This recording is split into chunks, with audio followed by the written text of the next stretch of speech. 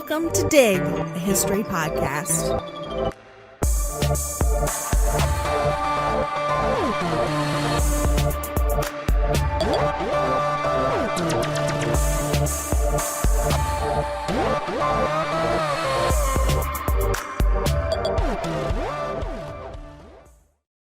We've discussed the end of slavery many, many times here on Dig.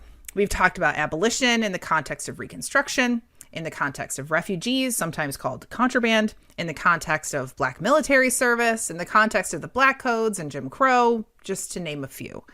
You might notice something in that list. Each of those things centers specifically on the end of slavery, but not on the long and arduous effort to end slavery.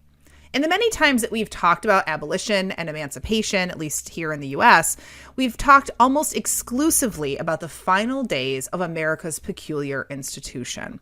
Today, let's shift our focus and look instead at the big picture, the long and evolving effort to end slavery in the United States. Slavery didn't end in an instant, and it didn't end in a vacuum. Emancipation was a long, protracted, painful process built on over 8 decades of debates, activism, and armed rebellion. It wasn't a straight path. It was built on as much, if not more, grief and disappointment as it was on successful action. It was the very definition of people creating a foundation for a future that they would not see. Today, we're talking about the long road to the abolition of slavery in the United States. It's a story that transcends historical specializations. It encompasses the history of politics, economics, colonization, agriculture, race, and more. It transcends national boundaries. It includes colonies and nations around the Atlantic world. And it transcends historical eras. It's dense and difficult, but ultimately, I think it holds an important lesson for all of us who strive for justice. I'm Sarah. And I'm Avril. And we are your historians for this episode of Dig.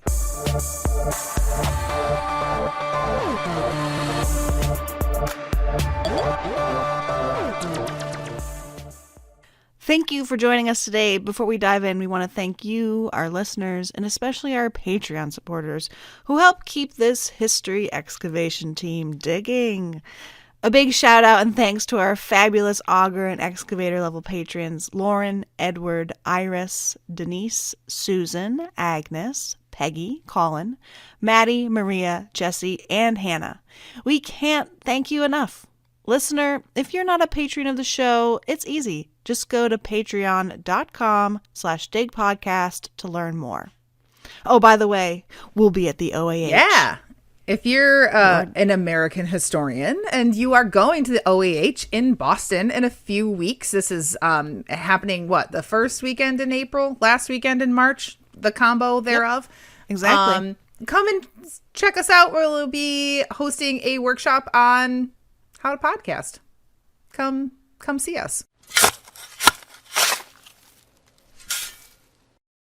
First, as I so often do, I want to start with a little disclaimer and also a little shout out. The disclaimer: this is a history of the long journey to abolition, not of the abolitionist movement. What I mean by that is that this is going to be miles long, but an inch deep. If you're interested in some aspect of this story, I'll link our other episodes that cover those topics and offer ideas for further reading in the show notes. I probably will also do future episodes on some of these topics, some of the things, the events, and people that we mentioned throughout. Secondly, a shout out. The majority of the research for this episode was drawn from Patrick Rail's beautifully written new book, 88 Years, The Long Death of Slavery in the United States, 1777 to 1865. If you want to know more or want to support his excellent research, please do consider picking up this really great book. Let's start with an incredibly brief reminder of how slavery came to be entrenched in America. Slavery first arrived in the North American colonies as part of the process of colonization. European nations like Great Britain, France, Spain, the Netherlands, and Portugal looked to the rest of the world, particularly to North and South America, as sites of great potential wealth. To get the most out of the global demand for sugar, the Portuguese began to expand their use of African labor, previously used mostly off the coast of Africa on islands like Sao Tome and Cape Verde, to their colony in Brazil.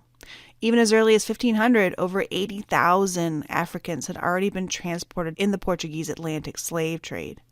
Other European nations were quick to get on what was essentially a cash grab. Between sugar production and the trade in African slaves, there was serious money to be made.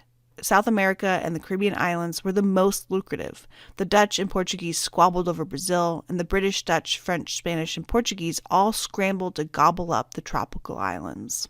The British were initially the big losers in this dash for land and money. While they did control the British West Indies, the topic of another episode in our race series, the rest of their colonial holdings weren't actually all that lucrative. Fur trading in Canada was decent, but Jamestown, the settlement in what is now Virginia, struggled to even feed itself for the first few years, let alone produce any wealth. Other British colonies, especially those in New England, like the Massachusetts Bay Colony, weren't centered on economic productivity at all. Nevertheless, in 1619, as we all know now, thanks to Nicole Hannah-Jones' brilliant 1619 project, the first enslaved people arrived in the American colonies. Slavery was common and widespread across the American colonies, regardless of the region. Remember, the American colonies were holdings of those European nations, which all embraced slavery. So as people moved around and in between colonies, they brought their enslaved Africans with them. So there were enslaved people held in bondage across the northern colonies and the southern colonies. In the southern colonies, which slowly but surely were becoming productive, enslaved Africans were largely put to work in sugar, indigo, and tobacco cultivation. In the northern colonies, they performed a mix of domestic labor, agricultural work, and skilled labor. Over the ensuing century and a half, slavery became an important component of the mercantile system between the metropole and the American colonies. And let me just note here, we know that Indigenous Americans were also enslaved, and we actually just recently discussed that in our episode on Tituba, the enslaved woman who was kind of embroiled in the Salem witch trials. In this episode, though, trying to keep this episode as manageable as possible, we're limiting our focus to the enslavement of Africans. If you're interested in learning more on slavery in the northern colonies, also, I should say we do have an entire episode on slavery in colonial New York that can offer you a little more context on that as well. Perfect. This brings us then to the first phase of the quest for abolition, what historian Patrick Rael calls the age of revolutionary abolitionism. Feeling neglected and exploited by their colonial masters in England, the American colonists began to agitate for independence. But this was a conflict about more than a simple frustration over high taxes. It was also informed by the philosophy of English thinkers like John Locke and William Blackstone, as well as French Enlightenment philosophers like Montesquieu, Rousseau, and Kant. Influenced by the writing of such thinkers, Americans saw high taxes and other abuses as the attempt of English elites to subjugate American colonists and disrespect their individual rights to life, liberty, and property. Slavery, then, occupied a complicated part of this rhetoric. On the one hand, slavery became a useful metaphor. To emphasize the sense that they were being oppressed by the crown, Americans embraced a philosophy that understood all human society as either free or slave. For instance, John Jay, a revolutionary from the New York colony, wrote to the Continental Congress that Great Britain was, quote, forging chains for her friends and children and, quote, enslaving colonists with bureaucratic plans. Silas Downer, a patriot from Rhode Island, stated that taxation without representation, quote, placed colonists in the lowest bottom of slavery, end quote. John Hancock, describing the colonists at the Boston Massacre, said that the men were, quote, delivering the oppressed from the iron grasp of tyranny, transforming the hoarse complaints and bitter moans of wretched slaves into cheerful songs, end quote. In one of the most famous addresses of the American Revolution, Patrick Henry's "Give me liberty or give me death" speech, the Southerner and slaveholder cried, quote, "There is no retreat but in submission and slavery. Our chains are forged. Their clanking may be heard on the plains of Boston," end quote. Even British statesmen used the term. Edmund Burke, a supporter of the calls for American independence, asked Parliament, quote, "Tell me what one character of liberty the Americans have and what one brand of slavery they are free from." Slavery they can have anywhere, freedom they can have from none but you. But in reality, as we are assuredly we're all thinking during that, long list of quotes, colonists were not slaves. Their enslaved Africans were slaves. Slavery wasn't just a rhetorical device in the American colonies. It was a very real thing. And this was a problem American revolutionaries recognized immediately. This was not like something that they were just blind to. John Jay, who had compared the colonists to slaves just now, also recognized that these cries for liberty were a joke while Americans held other humans in bondage, saying that until America embraced abolition, quote, her prayers to heaven for liberty will be impious. Thomas Jefferson recognized that human bondage was immoral and wrote that he worried when he remembered that, quote, God was just. A printer in Boston attached a call for abolition for 4 enslaved men to a famous oration on liberty. So he's printing this pamphlet and he's like tacking on his own like little thing at the end saying like, oh, hey, pay attention to this. And it urged Americans not to forget that, quote, near 1/6 part of the inhabitants of America are held in real slavery. I just love the ballsiness of that. Abigail Adams, always the voice of reason in her letters to her husband John, wrote, quote, I wish most sincerely there was not a slave in this province. It always appeared a most iniquitous scheme to me to fight for ourselves what we are daily robbing and plundering from those who have as good a right to freedom as we have. And the English used this hypocrisy as a point against the Americans. One Englishman wrote to a friend in the colonies, quote, you and your countrymen are reduced to the dilemma of either acknowledging the rights of your Negroes or of surrendering your own. Early anti-slavery Americans seized on the widespread ideology of liberty to advocate for emancipation. While there had been a movement to end slavery before the Revolution, it was limited and scattered. Many historians credit the Spanish priest Bartolomé de las Casas, who advocated against the enslavement of indigenous Americans in the Spanish colonies, as the first anti-slavery writer in the Atlantic world. In the British American colonies, starting in the late 17th century, Pennsylvania Quakers declared that Quakers must, in accordance with their religious beliefs, oppose slavery. A century later, Quakers like John Woolman and Anthony Benezet became some of the first anti-slavery activists in the colonies. Those early calls for emancipation, though, were grounded in Quakerism and Christianity. The ideology of the Revolution, then, allowed anti-slavery to become embedded in the general ethos of the era, transcending religious affiliation and belief. After all, it was easy for proponents of slavery to refute calls for abolition with the very accurate point that slavery existed in the Bible and was endorsed or at least recognized by the founders of the faith. But the idea that slavery violated a person's natural rights made slavery seem clearly, quote, incompatible with the transcendent principles upon which the new nation had been established, end quote. The argument was used by enslaved people themselves. In 1777, 4 African-American men sought their freedom from the Massachusetts state legislature, making an argument based entirely on the ideology of the American Revolution. Quote, the efforts made by the legislature of this province to free themselves from slavery gave us, who are in that deplorable state, a high degree of satisfaction. We expect great things from men who had made such a noble stand against the designs of their fellow men to enslave them. We cannot but wish and hope, sir, that you will have the same grand object. We mean civil and religious liberty in view of your next session, end quote.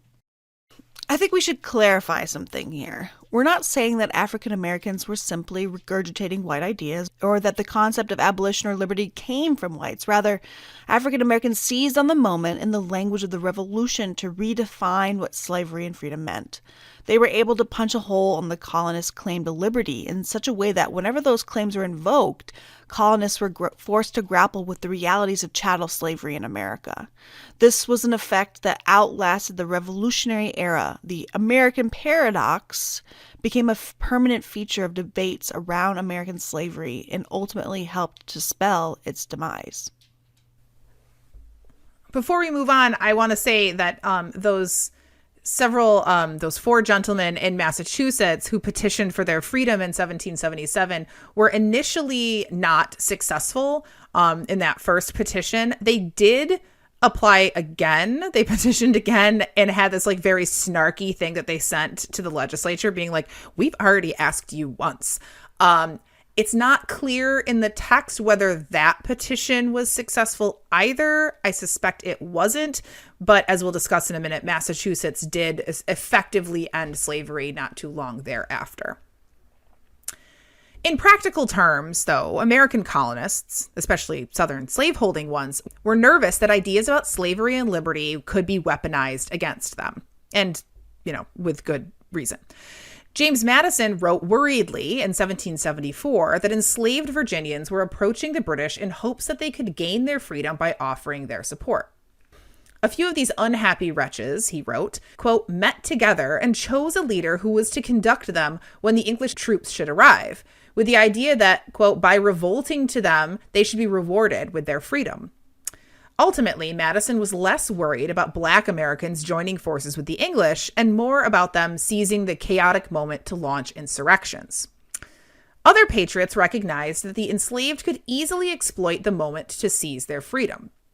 John Adams described in 1777 the way that some Southern colonists were panicky about the possibility that British troops could promise freedom to African Americans in exchange for their military labor. Slaves, he wrote, quote, had a wonderful art of communicating intelligence amongst themselves and believed that they would organize and, quote, run several hundreds of miles in a week or a fortnight.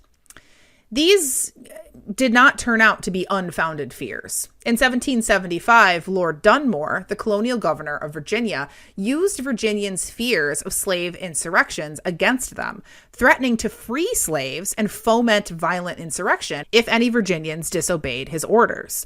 Later, Dunmore declared martial law in Virginia and released a proclamation that promised freedom to all slaves who would join the Crown's armed forces. So exactly the fear that John Adams was articulating about a year earlier.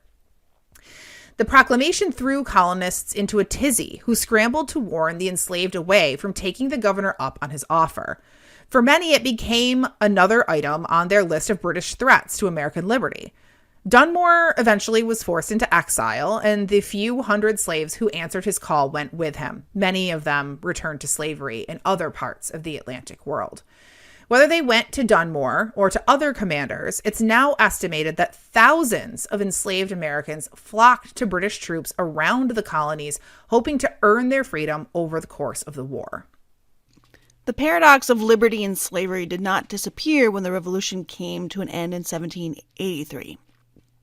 In some ways, the problem only became thornier as Americans worked to build new governments. The founding generation, it should go without saying, had a complicated relationship to slavery, one that was manifest in the federal Constitution, which was hashed out in Philadelphia at the Constitutional Convention in the summer of 1787. 55 delegates took part in the conventions. Of that number, 25 were slaveholders. Immediately, the issue of how slavery would be represented in the new Constitution was contentious. There were several concessions to slavery. For instance, the Fugitive Slave Clause, Article 4, Section 2, which required that states return all escaping slaves. Probably the biggest problem had to do with the creation of a federal legislature. Small states wanted fixed representation, while large states advocated for proportional representation based on state population. As we all know, the compromise solution included a bicameral legislature with houses that used each system, so Senate being fixed with 2 senators, and House of Representatives based on population. Population would be determined by the 3/5 clause, which gave Southern slaveholding states a clear advantage. Riel points out, just as one example, that in the first Congress, the 3/5 clause resulted in an, quote, 11% bonus for Southern power.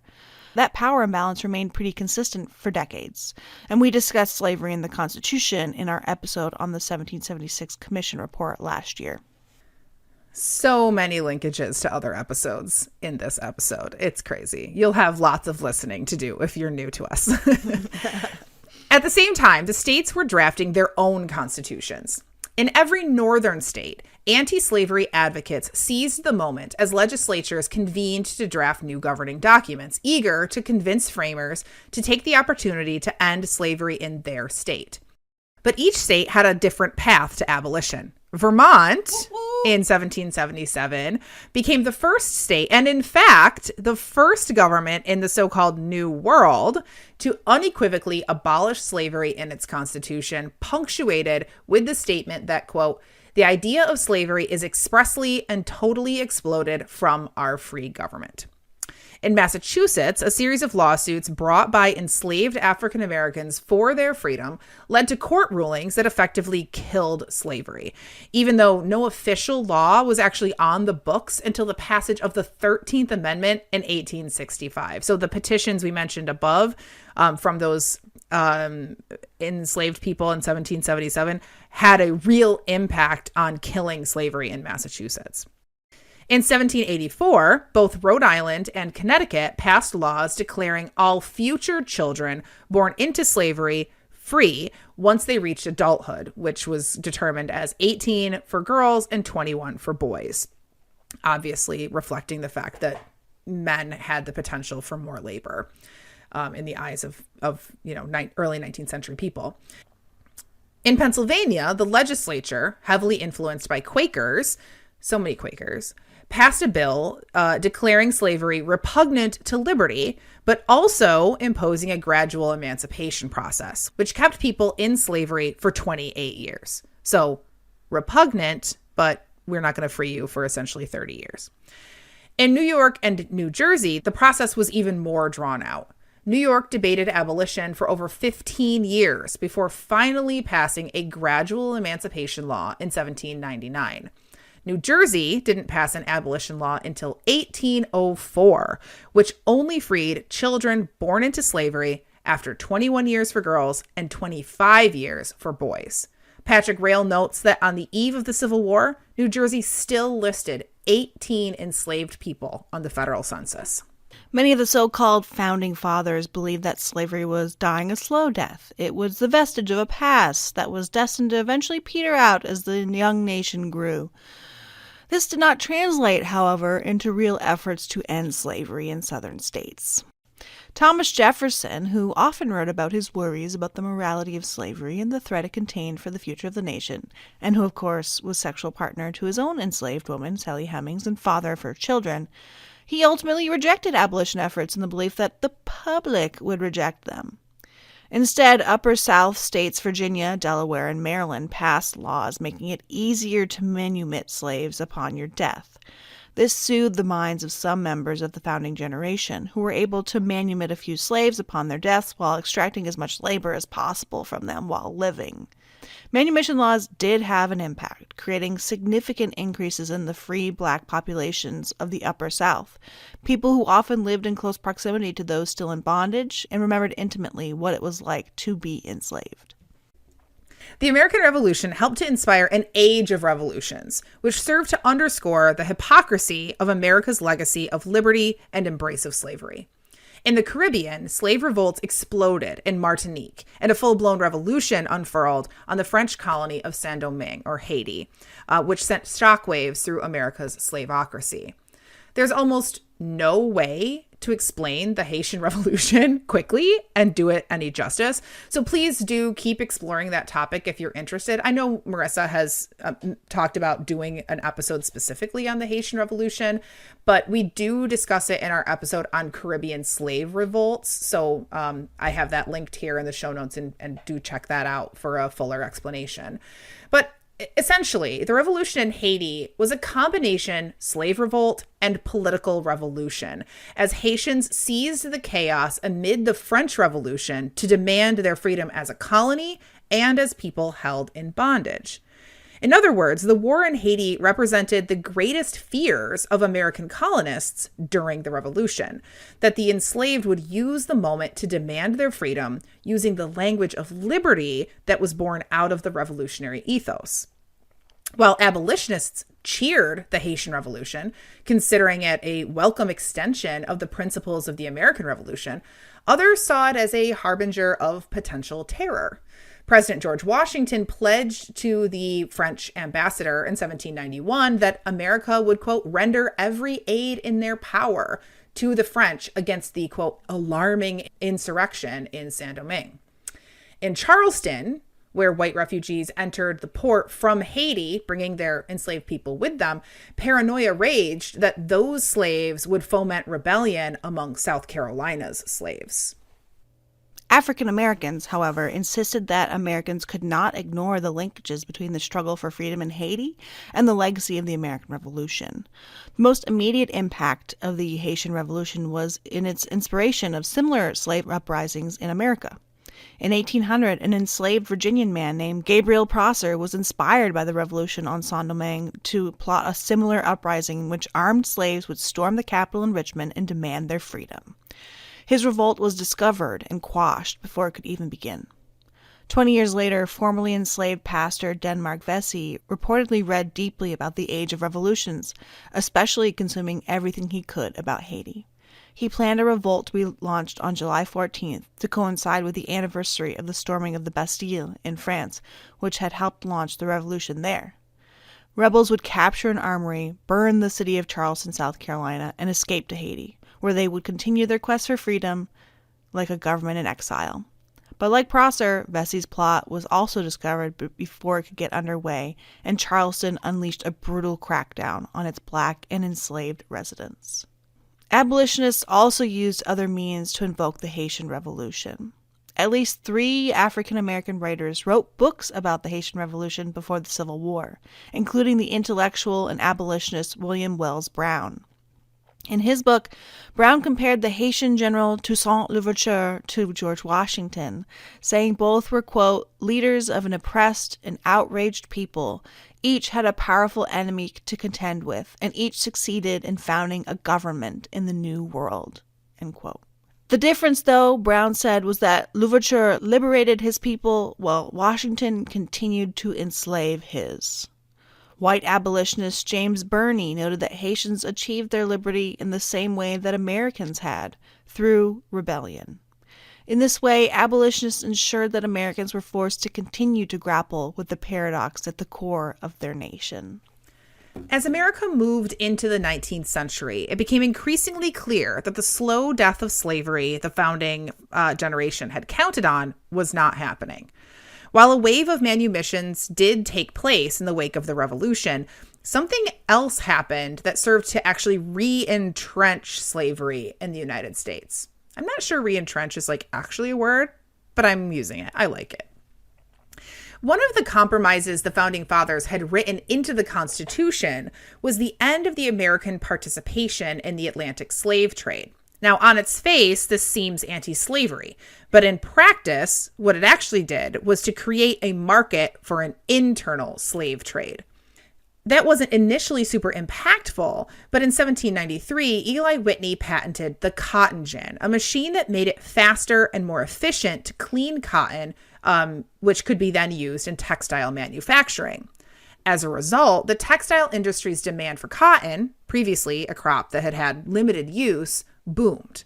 Bonded labor was crucial to growing, picking, and processing the vast quantities of cotton the industry demanded, meaning that instead of dying out, the institution of slavery grew. To make things worse, it spread. Cotton cultivation required land. The demand for more and more and more land to grow cotton spurred the forcible removal of the Native American tribes who lived in the fertile lands of the American Southeast. This quote-unquote Trail of Tears, right? And encouraged the annexation of Texas and the war against Mexico. As the nation grew, whether through the 1803 Louisiana Purchase or the territorial acquisitions after the Mexican War, debate raged over how to handle the spread of slavery. Congress desperately tried to find ways to please all sides 3 separate times: in Missouri in 1820, in the Compromise of 1850, and in the Kansas-Nebraska Act in 1854. That is a very quick run through of the first of the United States. So let's slow down and take a closer look at a couple of things. First, it's important to see the shift happening in slavery during the cotton boom in order to understand the evolution of abolition during the same period. During the Age of Revolutions, we saw how calls to end slavery were tied to the insistence that enslaved people had natural rights, like all Americans, and thus deserved liberty. Even slaveholders like James Madison, Thomas Jefferson, Patrick Henry, George Washington, and others recognized that this was true and posed a problem for those who profited from the ownership of human flesh. But in order for slavery to grow, as it needed to facilitate the cotton boom, the ideology surrounding slavery would have to change. Instead, slaveholders developed a pro-slavery mindset, one that leaned heavily on white supremacy and racism. No longer satisfied to consider slavery a necessary evil, Southerners embraced it as a positive good. Further, slaveholders flexed their political power over and over again as they forced new territories open to slavery.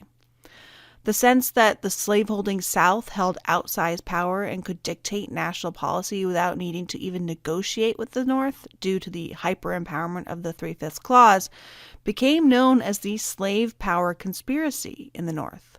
As Patrick Rael puts it so succinctly, quote, slavery was wrong not simply or even because it hurt slaves. Slavery was wrong because it imperiled the government and unity of free whites. Abolitionist approaches likewise changed. Ideas about race hardened during the late 18th and early 19th century. If humans had natural rights and deserved liberty, and slaves could not have liberty, many Americans reasoned that this wasn't because of a failing on the part of slaveholding whites, but due to something inherent in the biology of blacks. For some abolitionists in the early 19th century, it seemed clear that this was a potential problem for them. Abolition, though their desired goal, would result in a mixed-race society. And they thought blacks wouldn't be satisfied to be free, but instead would demand civil rights, including the right to vote, that they believed that all people deserved. This did not bode well to many white Americans, whether North or South, abolitionist or slaveholder. This is as good a time as any to remind you that abolitionist does not mean anti-racist, okay? Lots of abolitionists were white supremacists. So to subvert that potential mixed race future, in the 18 teens, a certain subsection of abolitionists, mostly, though not totally white, advocated for what they called colonization, or the plan to essentially ship African Americans back to Africa, where they would establish their own societies safely distanced from white American society. This distance and a fresh start, so to speak, would allow blacks the space to become, quote unquote, civilized. In 1817, a group of white men founded the American Colonization Society. This was no fringe group. The ACS brought on prestigious members like Francis Scott Key, James Monroe, and Daniel Webster, and had funds enough to purchase land in Africa, soon named Liberia, and to ship almost 5,000 African Americans to establish new lives in that colony, which very much still exists, right? Liberia still exists. Though founded as a way to abolish slavery, the ACS largely resettled free blacks. So they weren't actually working to take people out of bondage and then ship them to Liberia. They were sort of just taking people who showed up or who were, kind of interested, right? The American Colonization Society, while technically an abolitionist organization, was primarily an organization created by and for white people. A handful of prominent African Americans supported the society, such as Richard Allen and James Fortin, who seemed excited by an outreach sort of call that the ACS did, where they pitched the men on their proposal for a free and independent black state. Fortin, tellingly, suggested that this could be a chance to establish a great nation in the example of the blacks of Saint-Domingue. But more generally, Black Americans largely rejected colonization. When the ACS presented their plan to a public group of free Black Philadelphians, they roundly rejected the idea. James Fortin reported afterwards to the white ACS organizers, quote, 3,000 people at least attended, and there was not one soul that was in favor of going to Africa. So, didn't go over well. Over the course of the 19th century, the idea of colonization would reappear and even morph later, much later, into Black nationalist ideology at the end of the century. But for now, as an abolitionist effort, it was more or less dead in the water. The whites who shaped the colonization society were motivated more by racism couched as benevolence than a desire to destroy slavery. But in the 1830s, another white Northerner launched a new way of advocating for abolition. William Lloyd Garrison, a newspaper man and moral reformer from Massachusetts, transformed antebellum abolition by demanding immediate and unconditional emancipation. In 1831, Garrison founded a newspaper called The Liberator, which became the central mouthpiece for abolitionism. Additionally, Garrison helped to draw together multiple smaller anti-slavery societies into one, the American Anti-Slavery Society, or AAS. Garrison was a fiery and radical speaker, unafraid of drawing criticism or risking his safety in his condemnation of the slave system and slaveholders. In the first issue of The Liberator, Garrison explained his position thus, quote, "On this subject, I do not wish to think or speak or write with moderation. No, no! Tell a man whose house is on fire to give a moderate alarm.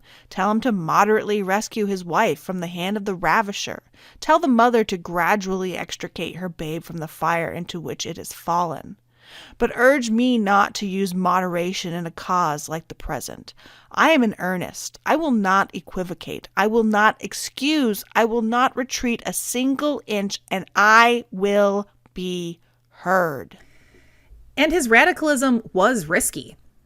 In 1835, a mob in Boston attacked Garrison and dragged him through the street by a rope, threatening to tar and feather him.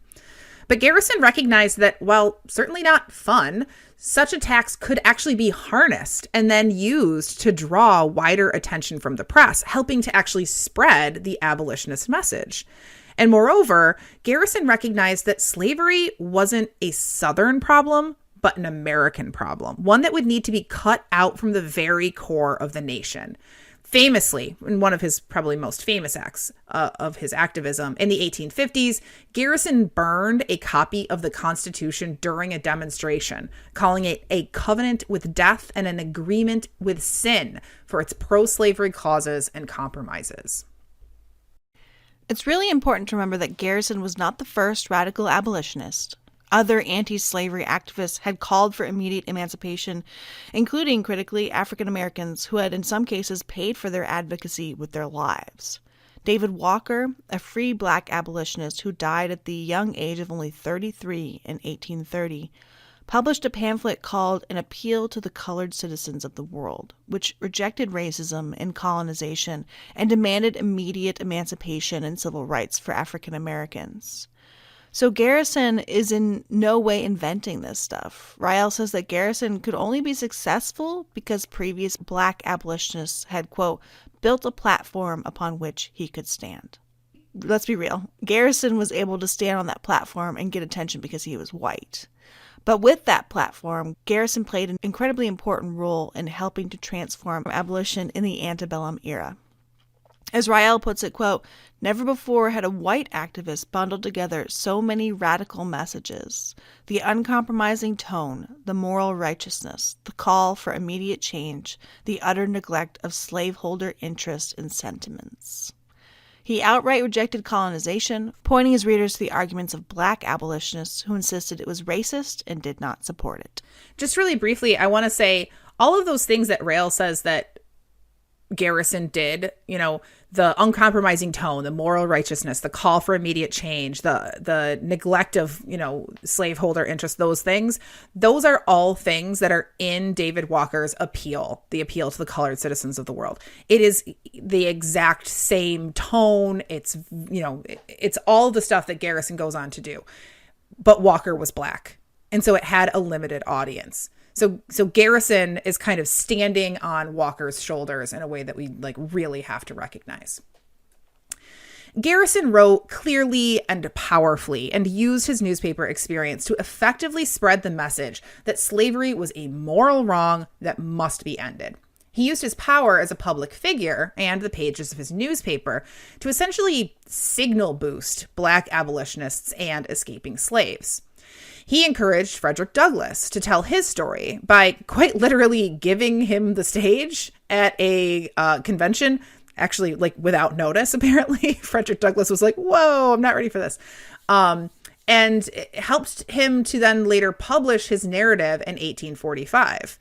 He also helped to translate other anti-slavery efforts in ways that Americans could better understand. So, for example, when Nat Turner's rebellion, the slave insurrection that he led in 1835, ended in the deaths of more than 50 whites in South Carolina, Garrison used the Liberator to explain to his readers that such violence was the natural outcome of a system that denied humanity to an entire class of people. It was the same thing, he explained, that happened in every region where oppressed peoples tried to overthrow their oppressors, reminding Americans that they, too, had used violence to demand their liberty. Enslaved people were no different, and rebellions like that were justified. But the Garrisonians weren't all talk and no action. They also innovated interesting new tactics to attack slavery.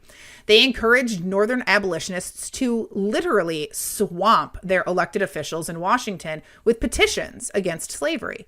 We talked about this actually a lot in our episode on political violence, so definitely check the details out there.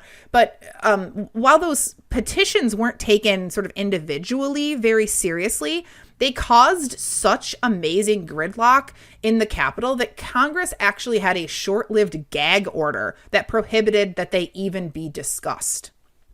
Garrisonians understood that the petitions would almost certainly not be taken seriously, but instead intended that they would cause political strife in the halls of Congress and bring attention to the cause, which they absolutely did. They used the same tactic when they organized the mass mailing of abolitionist newspapers and pamphlets into the South, with the hopes that they would get into the hands of literate slaves. They understood that enslaved people were kept, on threat of violent punishment, from learning to read, so they knew the intended effect would be limited. But they also understood that flooding Southern post offices with abolitionist material would cause problems for slaveholders, which again, it absolutely did. The U.S. Postal Service allowed Southern postmasters to essentially censor the mail, and in South Carolina, it's always South Carolina. Oh my God. Oh, God. A post office was attacked by thousands of men who burned bags of mail along with abolitionist effigies in 1835. One of the important things about Garrisonian abolitionism was its insistence that slavery was a moral wrong.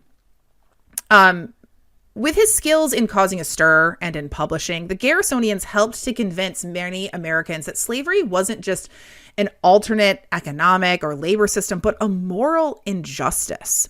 But this message just wasn't all that convincing to a large number of Americans, some who were just straightforwardly racist and others who just weren't tapped in, so to speak, to the issue. But as slaveholders increasingly demanded new territories to the West where slavery could expand, many Northerners were convinced by a different anti-slavery argument that free labor could not exist alongside the institution of chattel slavery. Who would hire free laborers when they could rent or purchase the enslaved to work for little or nothing?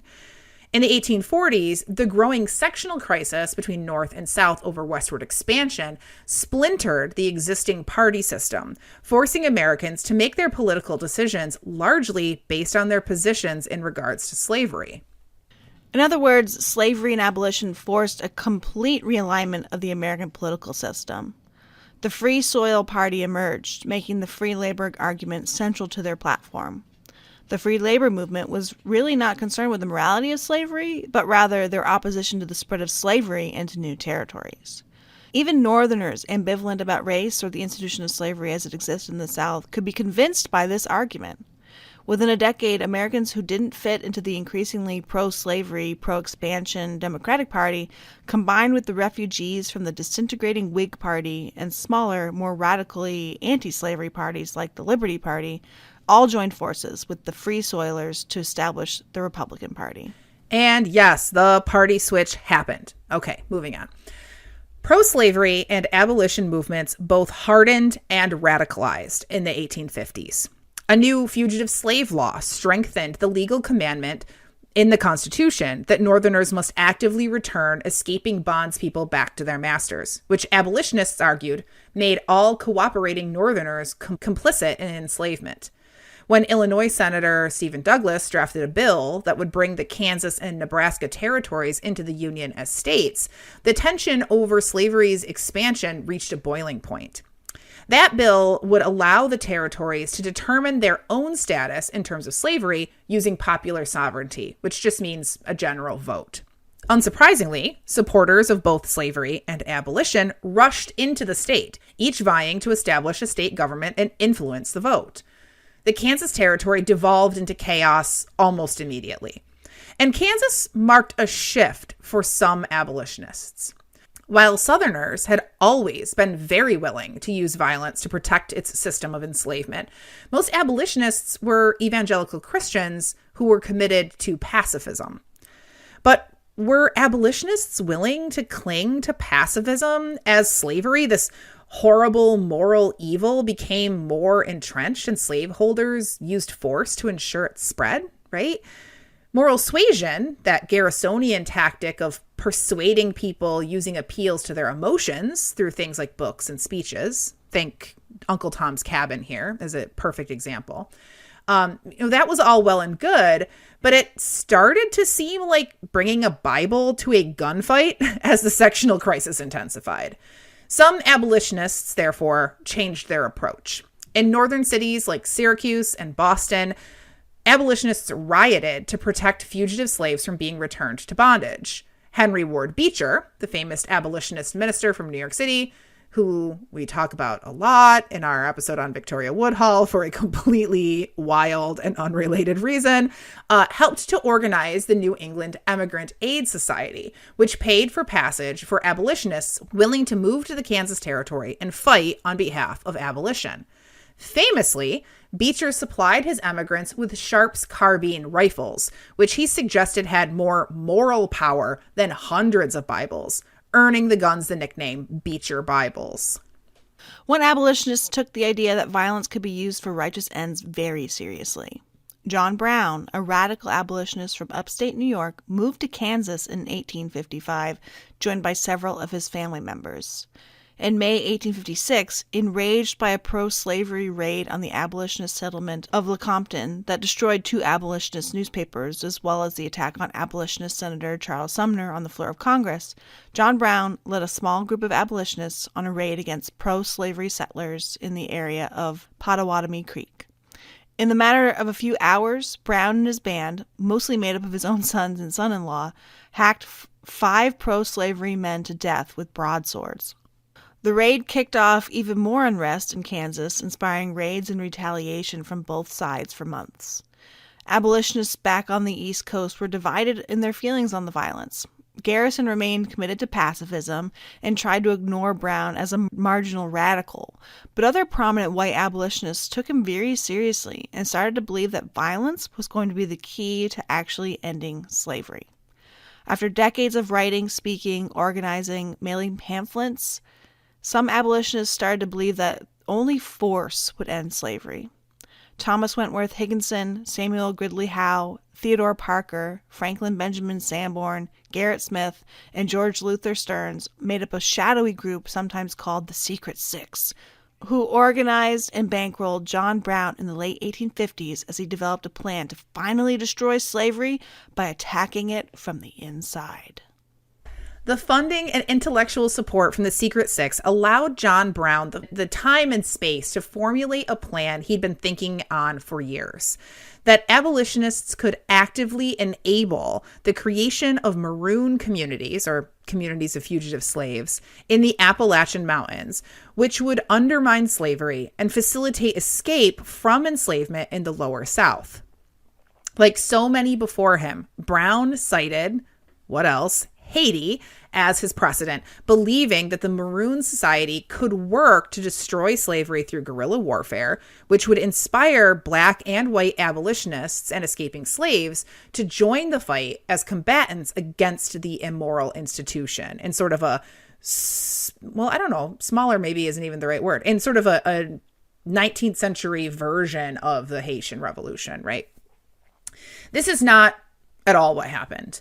Brown gathered a small coalition of supporters, and in October 1859, he led his band to the small town of Harpers Ferry, Virginia, where they attempted to seize a federal armory, where they hoped that they could gather arms that they could use to outfit their future guerrilla band. Quickly, the raid fell apart as the group was discovered, and Virginia militia and federal troops, always on alert against slave insurrections, eventually arrested Brown and his men. In December, Brown was hanged by the state of Virginia. In his final days, Brown used his time left on earth to write and speak at length about his motives, never begging for his life, but rather doubling down on why he had taken his actions and why he believed more such actions should take place. He cast himself as just one small part of a larger process to dehumanize and destroy anyone who opposed slavery. Quote, "If it is deemed necessary that I should forfeit my life for the furtherance of the ends of justice, and mingle my blood further with the blood of my children and with the blood of the millions in this slave country whose rights are disregarded by wicked, cruel, and unjust enactments, I submit. So let it be done." End quote.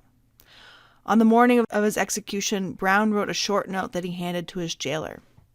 It wrote, quote, "I, John Brown, am now quite certain that the crimes of this guilty land will never be purged away but with blood. I had, as I now think, vainly flattered myself that without very much bloodshed it might be done." End quote. In other words, Brown was saying that he thought he might be able to end slavery with only a little violence. Now he knew that it would only end with a great deal of spilled blood. Disheartened, but also inspired by Brown's martyrdom, many abolitionists, even the pacifists, agreed. Garrison wrote that, quote, "Rather than these men wearing their chains in a cowardly and servile spirit, I would, as an advocate of peace, much rather see them breaking the head of the tyrant with their chains." End quote. Brown's raid was remarkable, not only in its radical combination of insurrection and abolitionist ideology, but because nowhere in the slaveholding New World had a white abolitionist led an armed attempt to destroy slavery. Unlike other whites who were willing to signal boost and write moralizing, sentimental literature, John Brown was willing to lay down his life to destroy an unjust institution. Slavery did not end with John Brown's death. Southern slaveholders doubled down on their commitment to white supremacy and to enslavement. Northerners became more leery of the slave power conspiracy. And when Abraham Lincoln won the presidential election just months later, we all know what followed. Secession, declarations of war, a long and bloody conflict that ended in the deaths of some 750,000 American men, plus more civilians. But it also ended in the destruction of the institution of slavery in the United States. John Brown had been prophetic. It could not be destroyed without significant bloodshed. But I want to adjust our perspective just a little bit. Instead of seeing the Civil War as the event that destroyed slavery, I think it's important, and I really appreciate how Patrick Rail forces this, that we think of the Civil War as the final event in a decades-long process of destroying slavery. The abolition of slavery didn't happen in the United States in 1865.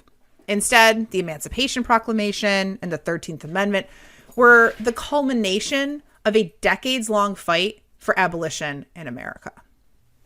This is an interesting perspective. Was it? Okay. Want to say more about that?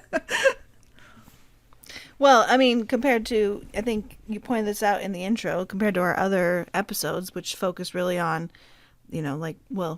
because you are the Civil War historian, they tend to focus on the Civil War and the post-emancipation period. To place the Civil War as sort of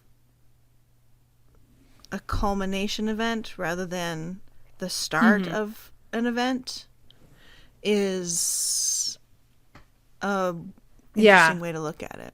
And to put it alongside, rightly, because obviously this debate between pacifism and blood sacrifice, which is so important in the 19th century and early 20th century, just worldwide, is interesting when juxtaposed against the institution of slavery and its Yeah, end. yeah. That's what I really appreciated about this book. One aspect of that I think is really important that Patrick Rail does a really wonderful job of putting in the book is that he places it not only in this longer timeline, but he also places it within the context of abolition around the Atlantic world.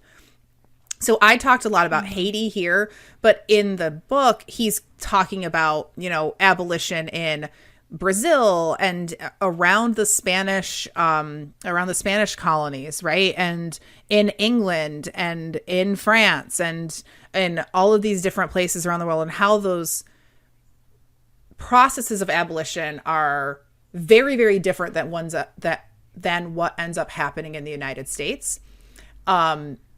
Although the United States, abolitionists in the United States are looking to all of those examples to help them sort of come up with their strategy in the United States, right? Or inside the United States, I mean. But at the same time, the pro-slavery folks are looking to those examples around and seeing that as the ultimate threat and that they have to exactly, and that's now, right? Why they're scrambling, right? We see slavery actually, as the rest of the Atlantic world, most of the rest of the Atlantic world, not everywhere, right, is loosening its grip on slavery, or things are changing, or things are, most places, in fact, are abolishing slavery. The United States is actually doubling down, right? And doubling down again and again and again, in a way that sets it apart from what's happening around the rest of the Atlantic world. So I really appreciated his sort of retelling of what can be a very familiar story in a way that really helps you to see that this isn't something that happens in a moment or just kind of as a byproduct of this civil war that's over other stuff, but rather this long culmination of lots of things coming together and building up and building up and building up, and then sort of, tipping over, right? The balance is tipped somehow during the Civil War, and that leads to emancipation.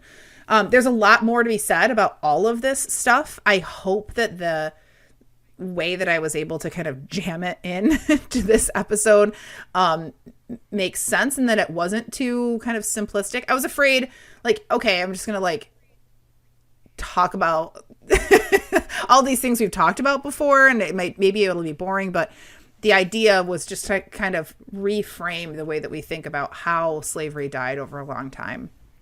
And if I can say one final thing, one thing that I was thinking about when I was writing this episode was that it made very clear that slavery ended because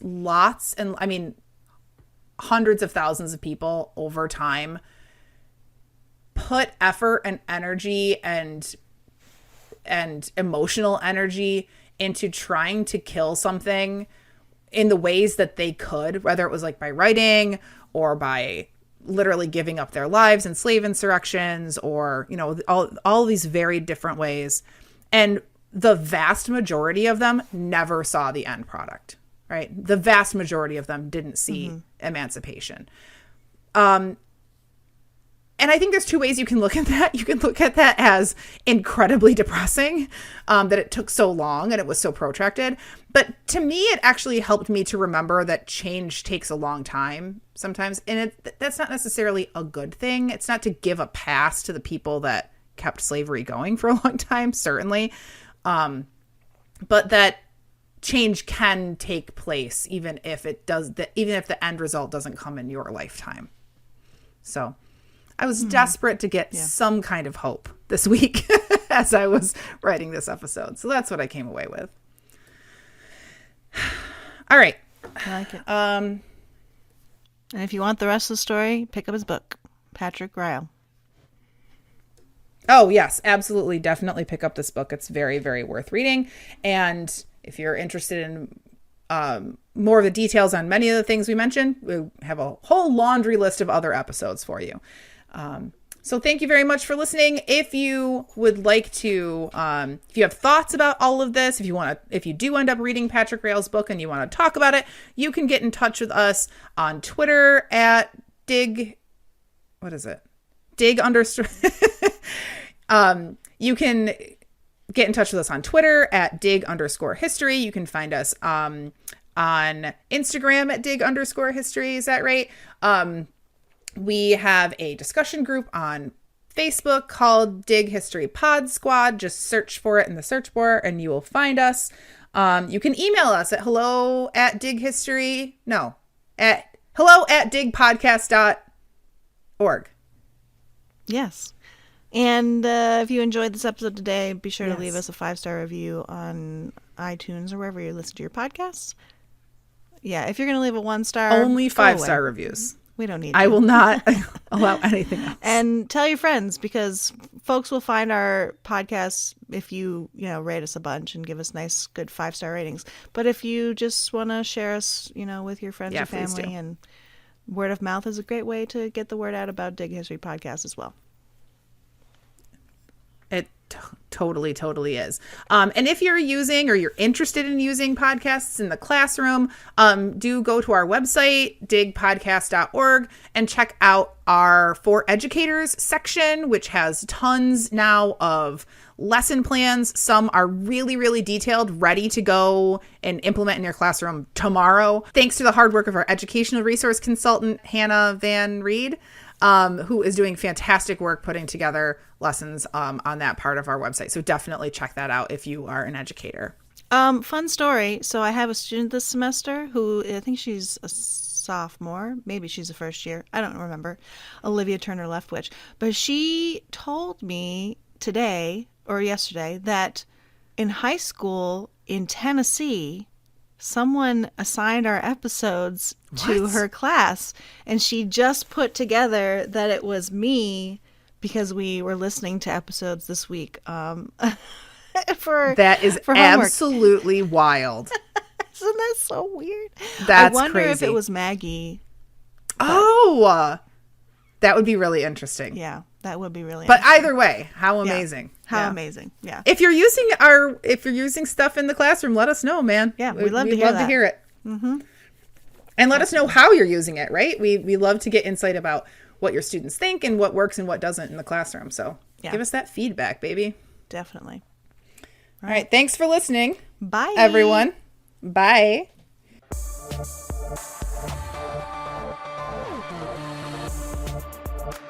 This podcast was produced by the historians of Dig, Elizabeth Garner Mazurek, Sarah Hanley Cousins, Mercer Rhodes, and me, Averill Earls. Thanks for listening. Where the fuck did they get broadswords in the 19th century? I know, isn't that wonderful? It gives it this, Game of Thrones energy. I really enjoy it. In December, Brown was hung by the state of Virginia. Hang? Fine. I hate that. I think it's so stupid. But each state had a very different path to abolition. I'm going to say that again. Let me say that again. While Southerners had always been very willing to use violence to protect... Oh my God, I can't talk. Allowed John. My friend John. If I is deemed necessary, if it is deemed... Yes. If I is deemed necessary. Oops. Do you want me to read the next one? I don't know what I did there. No, I want you to. Okay. And then swap the rest of it? Or just break this one up? Oh, I can do it. Oh, yeah, it's because okay. After all. After all. It all... Ooh! I thought you were going to delete it. What the heck? These? Yes. Sorry. One abolitionist took... Oh, shit. What just happened? What did you do? I clicked up to a different spot. Pointing his readers to the Curie? No. No. Stop grumbling. Shh. Quiet, dog.